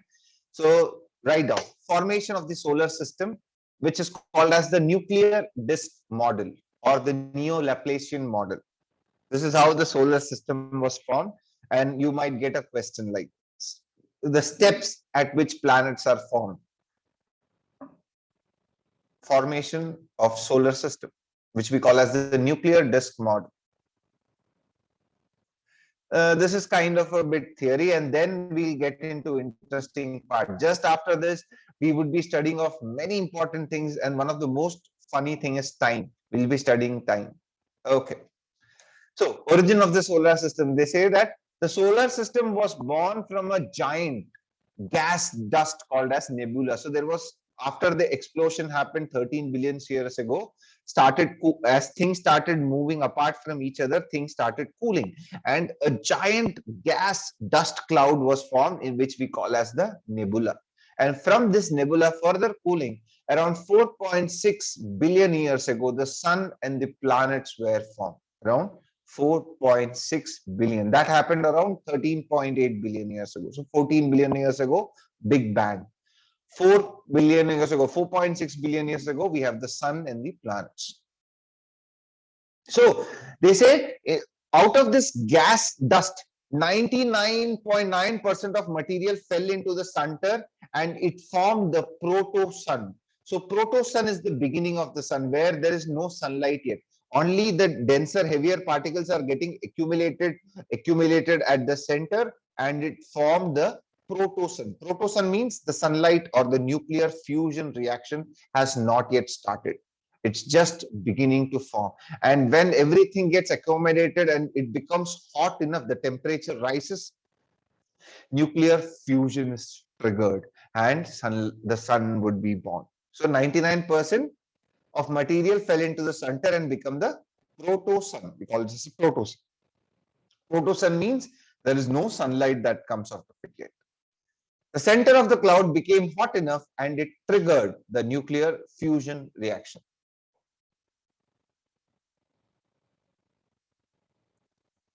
Okay. Now, then, origin of the solar system, after that, eventually it became planetesimals. So planet, infant stage of planets is called as planetesimals. You'll have to remember this word. So it would be planetesimals, which became into protoplanets, which then formed into planets. So this is the stages we would say. So first we would say 99% of the mass fell into the center and formed the proto-sun. And when the temperature increased to a level, nuclear fusion started, and planets first we condensed and formed planetesimals, which become protoplanets. And from protoplanets, the current planets of today were formed. And the rocks which escaped from the planet's gravity formed asteroids. The belt which we see of rocks in the solar system is called as asteroids. Okay, so we did the universe very quickly. I know it was very fast, but this needed only this much importance. That's why we went a bit faster. More important topics, we'll be doing it in a still slower pace. All of you are comfortable here? Yes, sir. So I just had a question. So Yeah. from the whatever we did now in the origin of the universe, is it like mains? Like from that chapter, does a lot of questions come in mains, or is it mostly Not lot of chapter in the mains. You would get one question, maximum two in your prelims, and maybe one in your mains. That's it. No lot of questions. You cannot expect a lot of questions. But we'll have to have an idea. We'll have to be prepared. That's why I gave you the small idea. Okay. Sure. Thank you, sir. Okay. Nityashri wants to say, can you tell me about Ravana thing? I missed it in the beginning, sir. Oh, sure. I would not tell you, but you ask your friends And if you don't get an information from them, then I'll tell you in the next class. Okay. Yeah, it's a very interesting story. Ask your friends, they'll help you out. Okay. Okay, now we enter the main part of geography, latitudes and longitudes. So I'm giving you basic information first, so which would help you read your NCERTs better, which would help you understand your NCERTs better. So that's what you're planning. And then from the second class, we'll be going much detail into geography. So can anybody give me, all of you would have heard this word latitudes and longitudes. Can anybody give me a definition of what do you mean by a latitude? What is the definition of a latitude? Can anybody tell me? Come on. The correct answer can get a 5-star from. What do you mean by latitude? What is the definition of latitude? You can unmute yourself and speak up. Nobody has anything to say? Sir, latitude is an imaginary line from east to west. Thank you, Archana. It's an imaginary line. That is what I wanted to hear, and that is wrong. I'm so sorry to say that's wrong. It's not at all. Latitude is not a line. 180 parallels are line. We use it interchangeably. We use latitudes to denote parallels, but latitudes are not at all lines. Let me make that clear for you. Yeah. So are they angles which like having the origin is the equator, the mid center? Very good. They're angular distances. They're not even angle. They're angular distances. Let's see how we will calculate the latitude of a place. Very, very simple. So we have the earth with us, and imagine that you cut this earth from the equator into 2 halves. So this is the equator I'm showing you in the image. Can you see the red color equator here? Yes, sir. Yeah. Okay. So if we cut the sphere from the equator, this would be the equatorial plane, the flat surface that you have cut it. You agree with that point? Yes, sir. Super. So now, how to calculate the latitude of a point? Let's do it by example. For example, if you have to calculate the latitude of this point here on the Earth's surface, which is here, what you do is you draw a line from that point to the center of the Earth. You draw a line from that point to the center of the Earth. The angle that this line makes with this equatorial plane is called the latitude of that place. Am I clear, guys? So we'll start from basic. We'll have to change the definition that what you've learned about latitude. From there, we have to remodel you guys. So latitude is not an imaginary line. It is the angular distance. So if you want to know the latitude of this point, what you have to do, you have to draw a line from that point to the center of the Earth. And the angle that this line makes with the equatorial plane is called as the latitude of that particular point. So if you see the latitude of this point, all these points in this line will have the same angle with the equatorial plane. Do you agree with me? Yes, sir. Yeah. So see, this point has an angle. The next point here near it also would make the same angle with the equatorial plane. So all the points in this line having the same latitude together forms a parallel. For example, if this angle is 40 degrees, this point is making an angle of 40 degree.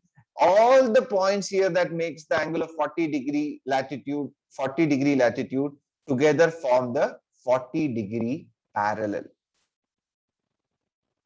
So first we'll write down the definition of latitude. So latitude is the angular distance. Write down latitude. It is the angular distance measured north or south of the equator. So equatorial plane is the base which we follow, and from there we find it whether it is north or south of the equator. Okay. So how do? We can project a line from the given point P on the surface, Earth's surface, to the center of the Earth.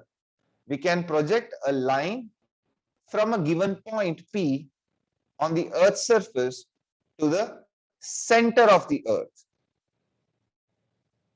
Okay, I want you guys to take a screenshot of this picture and you can draw it later on your book. So this is the point P, and from there we have drawn a line to the center of the Earth. Did you guys take a screenshot of this?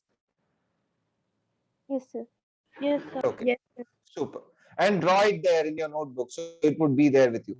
So we can project a line from the point to the center of the Earth. The angle between this line and the equatorial plane is the measure of latitude of that given point. Is the measure of latitude of that given point.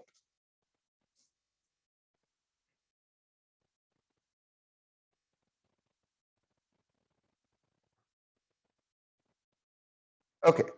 And we can very well see, if we take a point on the equator, the angle, this is the equator, the angle that, let me take a pen, I'll draw it and show to you so that you guys get clear.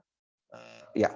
So if we take a point here, the angle that this point will make with the equatorial plane is 0. That is why we call it as 0 degree. The latitude here is 0.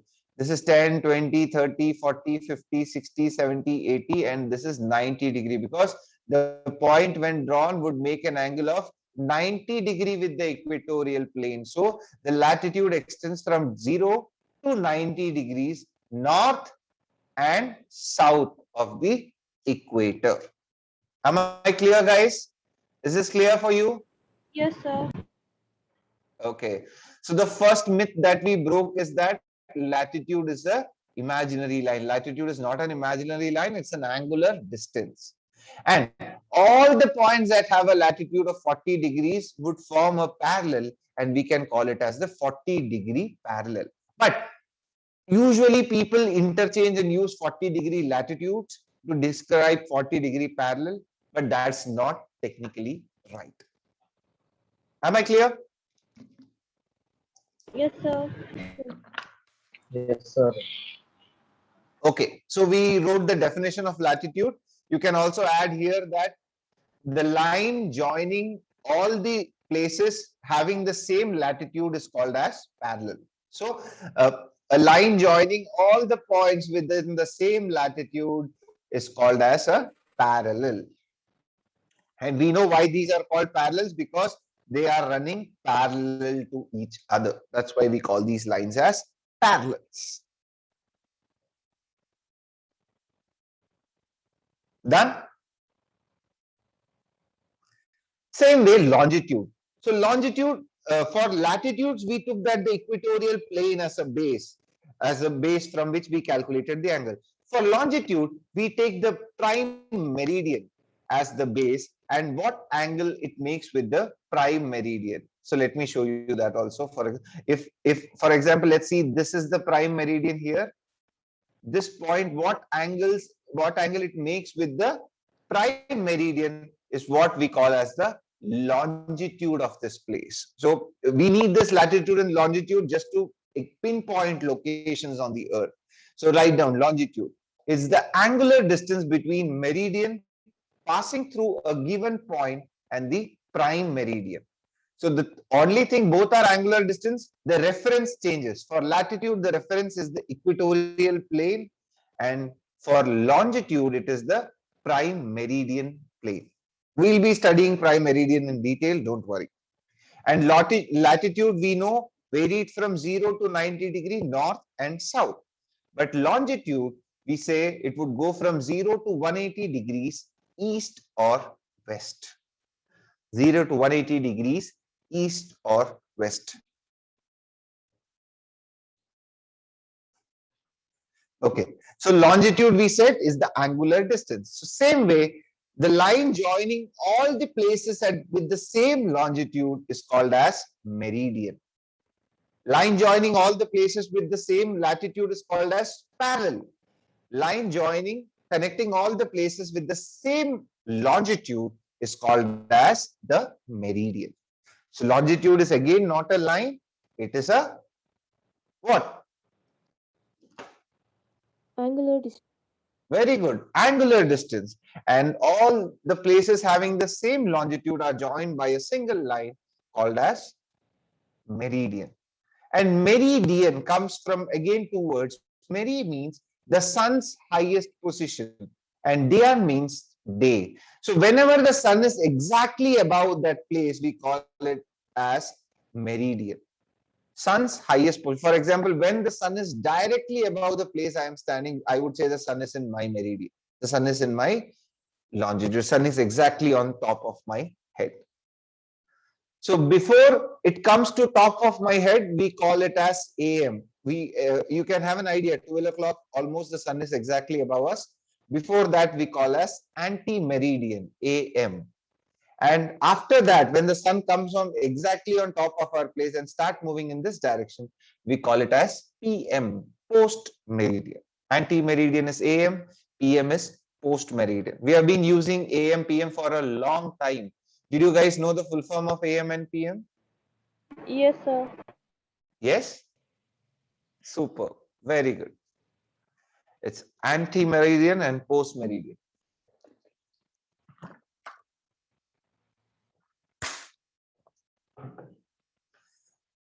Okay, we have 2 more minutes of today's class. So I would not like to start off with the next topic. Rather, I would give you a chance to ask questions. If you have any questions to ask me, this is the time. Go ahead. This time, when you ask questions, it makes you look intelligent. But when you ask this question after 5-6 months of preparation, which book I should study, that would make you look foolish. So any questions you have, please go ahead. Now is your time.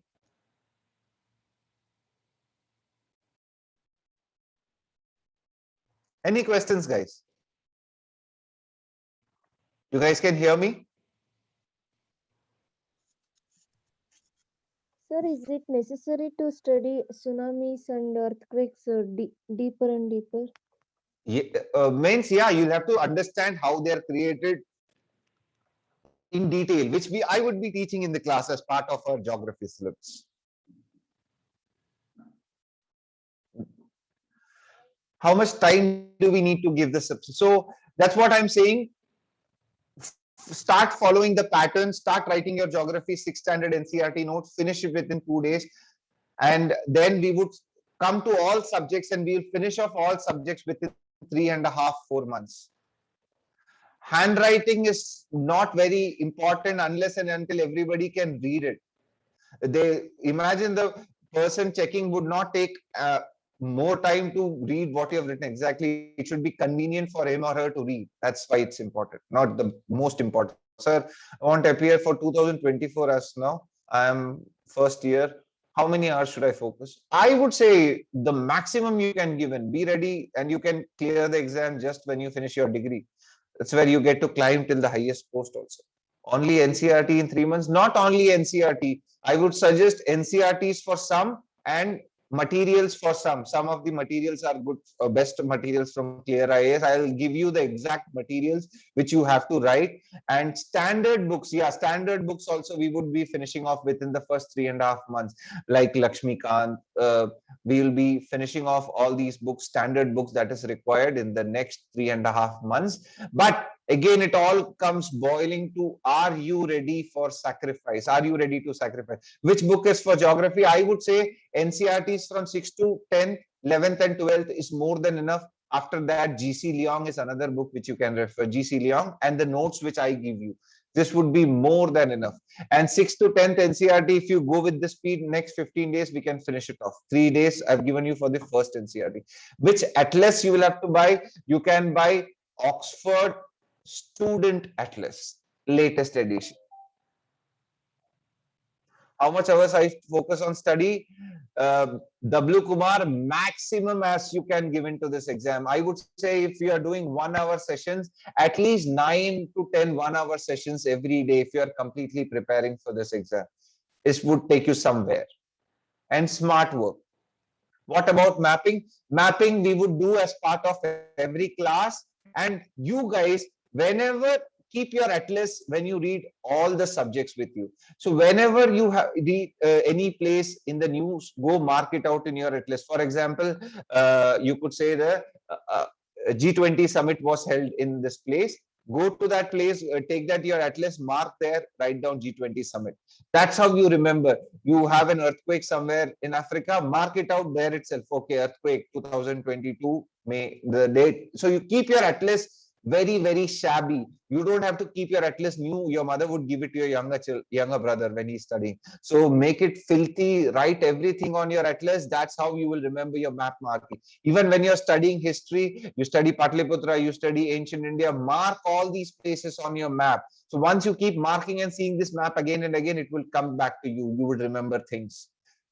How to focus, sir, how many hours is done? When to start answer writing practice? Answer writing practice, you have started from today. You are started writing notes, and that is your first answer writing practice. Well, it's increasing your speed, it's increasing your capacity to write, and slowly, slowly we'll get into the mains answer writing also. Nitasha, Nishita, okay. This type of free class will happen every day. I'm not sure about it. We'll have to ask sir about it. You can contact Alex sir and he would give you more idea about it. Are magazines enough for current affairs? Yeah, I would say magazines are very good for current affairs. You would have your Clear IAS magazine or any magazine for that purpose. You don't have to read the complete whole paper and make notes from it. That would take 3-4 hours of your daily routine. If you are in your first semester and you have 3 years, then okay, you can read your newspaper. It improves your reading. It is very helpful.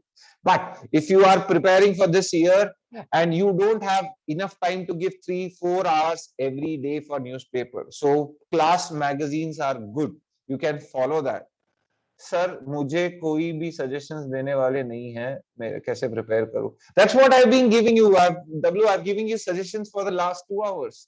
I thought you would be more, and you're saying I've not given you any suggestion. I was giving you suggestion all this time. Thank you, sir.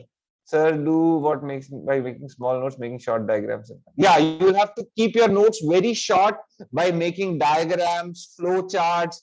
जैसे arrow map डाल के लिख रहे. You don't have to write complete statements to make your note interesting. Thank you, one and all. Enjoy teaching you guys.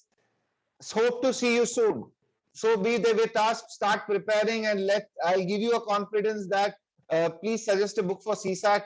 I'm not sure about it. I'll get to you on that. Okay. Thank you, guys. Thank you very much. Yeah, the syllabus is vast, and we'll prepare it in 3.5 months. We'll have a strategy and we'll get it done.